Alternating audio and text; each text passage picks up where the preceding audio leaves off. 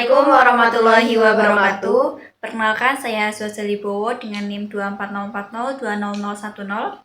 Perkenalkan, nama saya Naila Afil Kita dengan NIM 24040200012.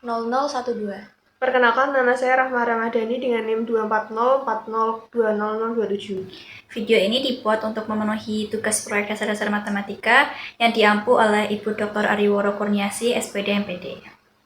Jadi, materi yang akan kita bahas adalah bukti keabsahan dan aturan kuantifikasi permulaan serta aturan penyimpulan. Bukti keabsahan dan aturan kuantifikasi permulaan sendiri ada 4. Yang pertama yaitu instansiasi umum. Instansiasi umum, setiap hal substitusi suatu fungsi proporsi dapat diturunkan secara sah dari kuantifikasi umumnya. IU dapat dilambangkan sebagai berikut. Untuk setiap X, Px, kesimpulannya Pi theta, di mana theta adalah sembarang lambang individu. Yang kedua yaitu generalisasi umum atau GU. GU merupakan kuantifikasi umum suatu fungsi proporsi dapat secara sah diturunkan dari suatu hal substitusinya terhadap suatu simbol Y. GU dapat dilambangkan sebagai berikut. Pi kesimpulannya yaitu untuk setiap Px, di mana Y menyatakan sembarang individu yang dipilih. Yang ketiga yaitu generalisasi khusus atau GK. GK dapat dilambangkan sebagai Pi theta, maka kesimpulannya ada X, Px, di mana theta adalah sembarang lambang individu. Yang keempat yaitu instansiasi khusus atau IK. IK dapat dilambangkan sebagai berikut. Ada X, Px, maka kesimpulannya adalah theta, di mana theta suatu konstanta individu lain dari Y yang tidak hadir sebelumnya di dalam konteks. Materi yang berikutnya adalah aturan penyimpulan. Aturan penyimpulan sendiri ada 9. Yang pertama yaitu modus ponens atau MP. Modus ponens terdiri dari 2 premis. Premis yang pertama yaitu jika P maka X, dan premis yang kedua yaitu P. Kesimpulannya Q. Yang kedua adalah modus tollens atau MT yang terdiri dari 2 premis. Premis pertama yaitu jika P maka Q, dan premis yang kedua Q ingkar, maka kesimpulannya P ingkar. Yang ketiga yaitu silogisme yang terdiri dari 2 premis. Premis yang pertama yaitu jika P maka Q, dan premis yang kedua jika Q maka R, maka kesimpulannya adalah jika P maka R. Yang keempat yaitu destruktif silogisme atau DS. DS terdiri dari 2 premis. Premis yang pertama adalah P atau Q, dan premis yang kedua adalah P ingkar. Kesimpulannya adalah Q.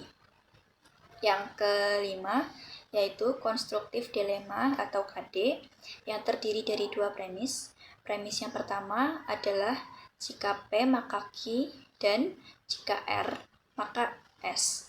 Dan premis yang kedua yaitu P atau R.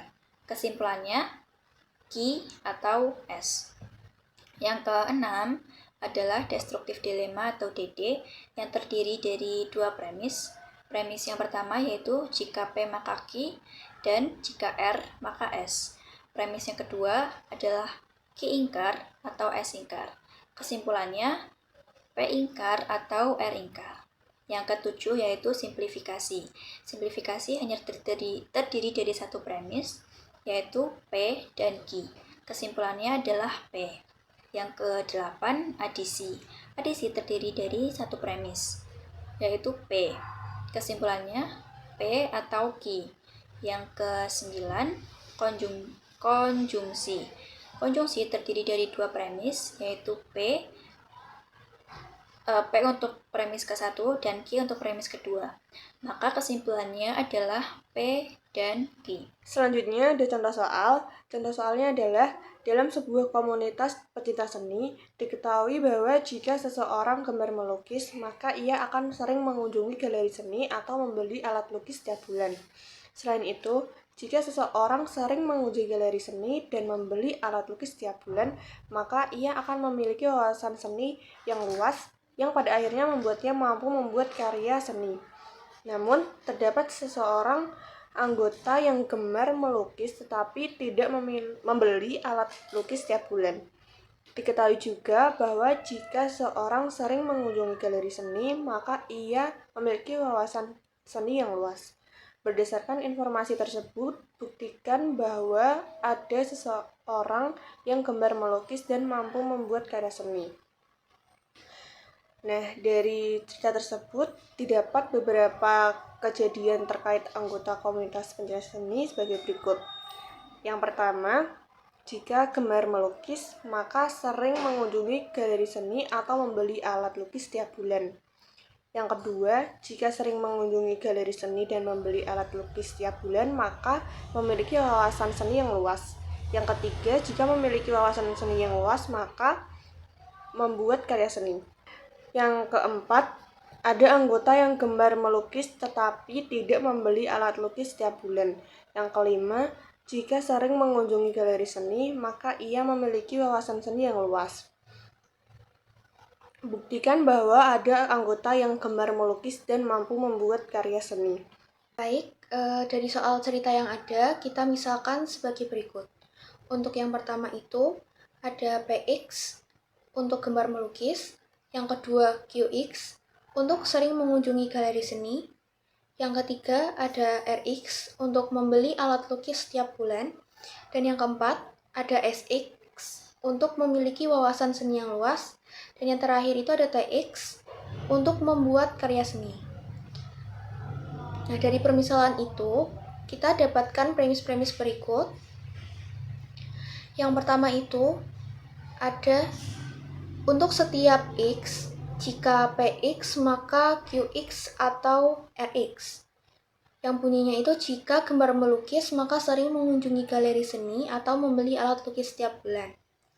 Yang kedua, untuk setiap X, jika QX dan RX maka SX.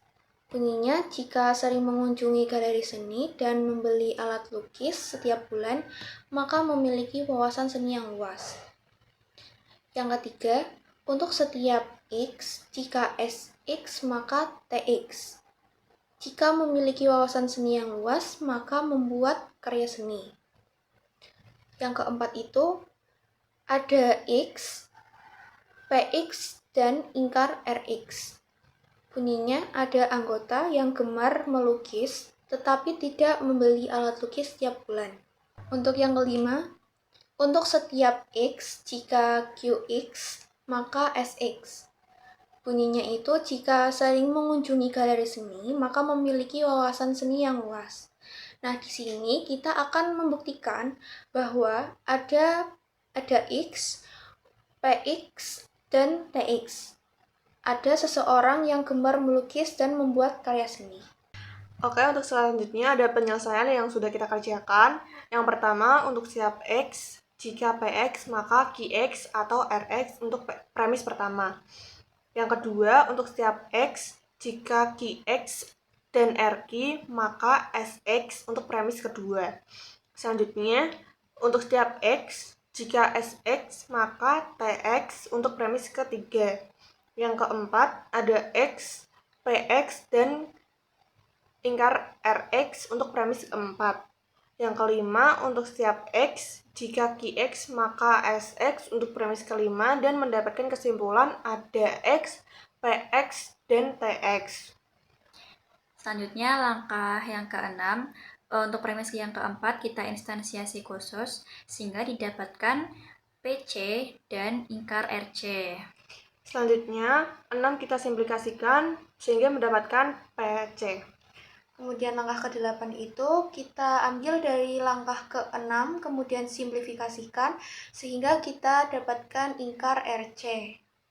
Selanjutnya langkah yang ke-9, untuk premis yang satu kita instansiasi umum sehingga didapatkan jika PC maka QC atau RC. Selanjutnya, langkah ke-7 dan 9 kita modus polens sehingga mendapatkan QC atau RC.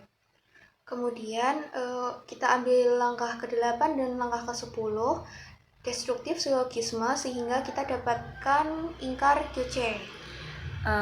Selanjutnya, premis ke-5 kita instansiasi umum sehingga didapatkan jika QC maka SC.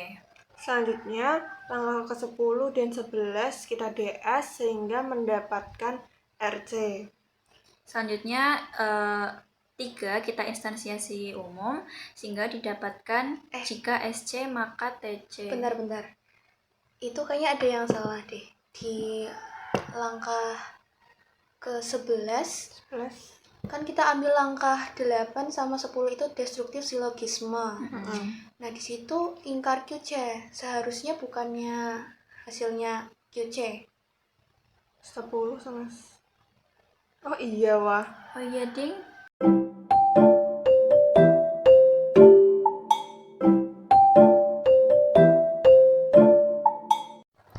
Nah, udah kita benerin nih di langkah 11. Kita ambil langkah ke-8 dan 10, kemudian destruktif silogisme menghasilkan QC, bukan ingkar QC. Selanjutnya, premis ke-5 kita instansiasi umum sehingga didapatkan jika QC maka SC. Selanjutnya, langkah ke-11 dan 12 kita modus ponenskan menjadi dapat SC.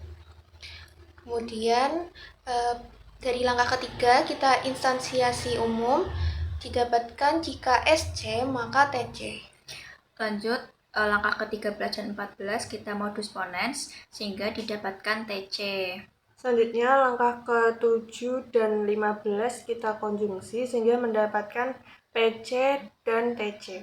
Kemudian dari langkah ke-16 kita generalisasi khususkan sehingga kita dapat ada X untuk PX dan TX. Nah, untuk hasil itu sudah sesuai dengan apa yang diminta, seperti yang di atas tadi. Sehingga dari langkah-langkah di atas terbukti bahwa ada X